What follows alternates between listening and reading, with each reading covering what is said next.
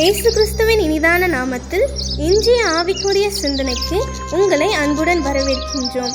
இப்போதும் ஒரு பாடலுக்கு பின்பு உங்கள் சிந்தையை தெளிவிக்கும் ஆவிக்குரிய செய்தியை கேட்கலாம்.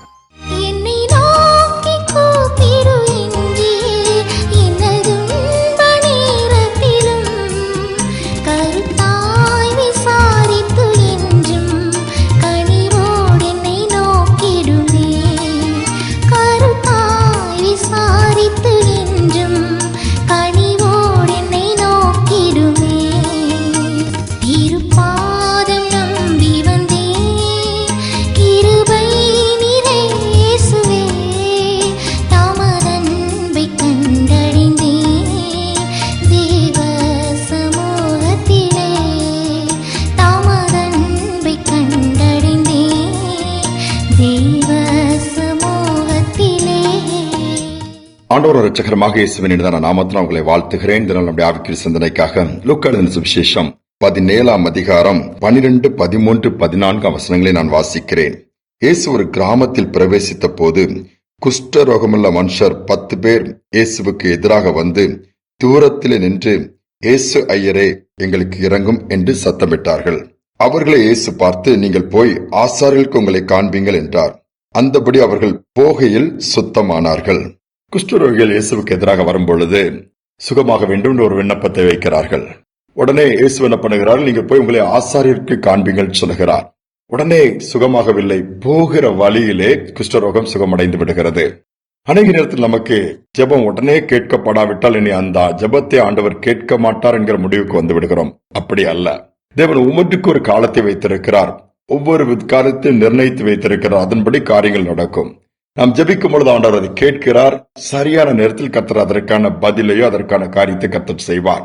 பாருங்கள், குஷ்டரோகிகள் போக உடனே கிட்ட வந்து இயேசுவே சுகமாக்கும்னா நீ சுகம் அடைவாயாக சொன்னால் சுகமாக முடியும். ஆனா அவர் சொல்ல, நீ போய் ஆசாரியருக்கு உங்களை காண்பீங்கள். ஒரு இடத்துல குஷ்டரோகி வந்து எனக்கு சுத்தமாகணும்பா, நீ சுத்தமாக்குங்கன்னு சொல்லும் போது தொட்டு அந்த இடத்துல சுகமாக்குகிறார். குஷ்டரோகம் மறைந்து விடுகிறது. இன்னும் பார்க்கும்போது அத்தி மரத்தை பார்க்கும் பொழுது கனி இல்லை, அது சபிக்கப்படுகிறது. உடனே பட்டு போகவில்லை. திரும்பி சீஷர்களோடு இயேசு வரும்போது பட்டு போயிருக்கிறது. சீஷர்கள் பார்த்து ஆச்சரியப்படுகிறார். அப்பொழுது இதுக்கு ஒன்று நடக்கவில்லை. வேர்படுகிறது, மெதுவாக மரமும் படுகிறது. அதே போல நாம் ஜெபிக்கிற ஜெபம் உடனே வெளிப்பிரகாரமாக அற்புதங்களை கொண்டு வரவில்லை என்பதனால் கேட்கப்படவில்லை என்ற முடிவுக்கு நீங்கள் வந்து விடாதீர்கள். ஆண்டவர் அதை அழகாக அற்புதமாய் ஏற்ற நேரத்தில் செய்து முடிப்பதை நீங்கள் பார்ப்பீர்கள். இன்னைக்கு அநேக நேரத்தில் நாம் சோர்ந்து போய் விடுகிறோம், ஜெபிப்பதை நிறுத்தி விடுகிறோம். இனி அவ்வளவுதான் என்று சொல்லி நம்முடைய ஆண்டவர் ஜெபத்தை கேட்கிறவர், ஜெபத்திற்கு பதில் கொடுக்கிறவர். நாம் கேட்க வேண்டியது நம்முடைய கடமை. அவர் என்ன சொல்லுகிறார், சில நேரம் அதை அப்படியே நாம் கீழ்ப்படிவோம். உடனே அற்புதம் நடக்கவில்லை என்று சொல்லி விசுவாசத்தை விட்டுவிடக்கூடாது. விசுவாசத்தை இழந்து விடக்கூடாது. ஒருவேளை அந்த 10 குஷ்டரோகம் சுகமாக்குவார் பார்த்தோன்னா ஆசாரியர்கிட்ட போய் காமிக்க சொல்றாரா என்று சொல்லி முறுமுறுத்துட்டு அதை செய்யலன்னா, அதற்கு நேராக போகலன்னா சுகத்தை பெற்றிருக்க முடியாது.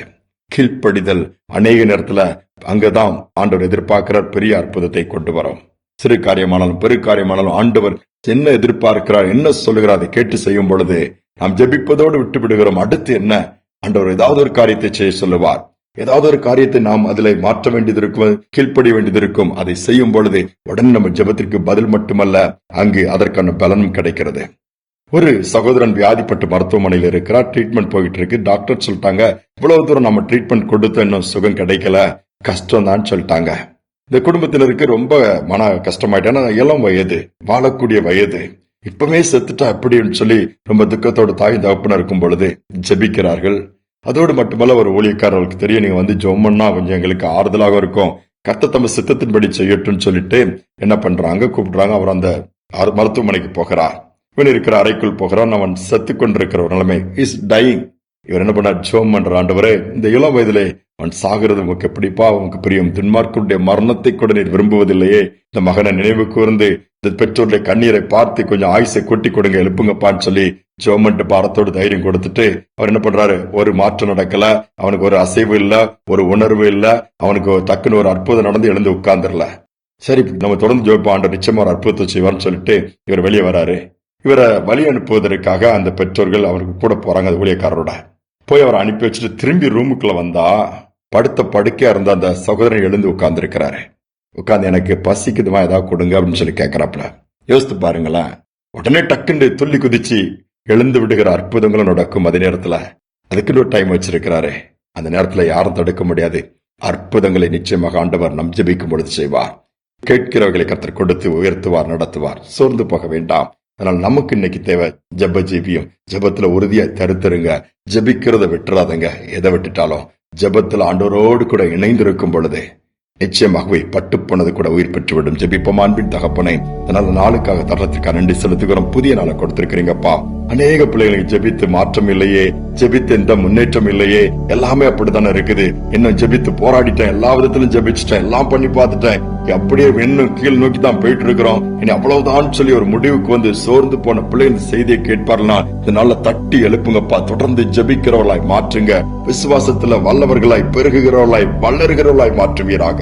இந்த நாளில் யாரெல்லாம் நோக்கி விண்ணப்பங்களை ஏறெடுக்கிறாளோ, என் ஆண்டவர் அந்த பிள்ளைகளுடைய விசுவாசத்தை வர்த்திக்க பண்ணி என் ஆண்டவர் செய்வார். அவர் ஜெபத்தை கேட்கிறவர் என்கிற நம்பிக்கையோடு தொடர்ந்து சார்ந்து கொள்ள உதவி செய்யும். துதிகான மகிமையெல்லாம் செலுத்துகிறேன் இயேசுவின் நாமத்தில் பிதாவே, ஆமேன், ஆமேன்.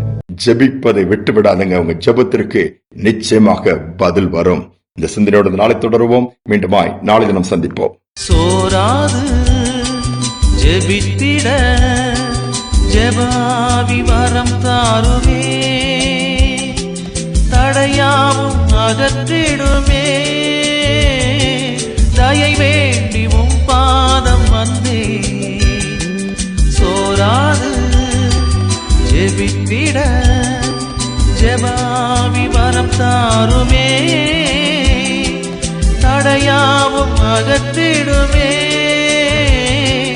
தயை வேண்டி உம் பாதம் வந்தே. எந்தன் ஜெப வேளை உமை தேடி வந்தே, தேவாபதி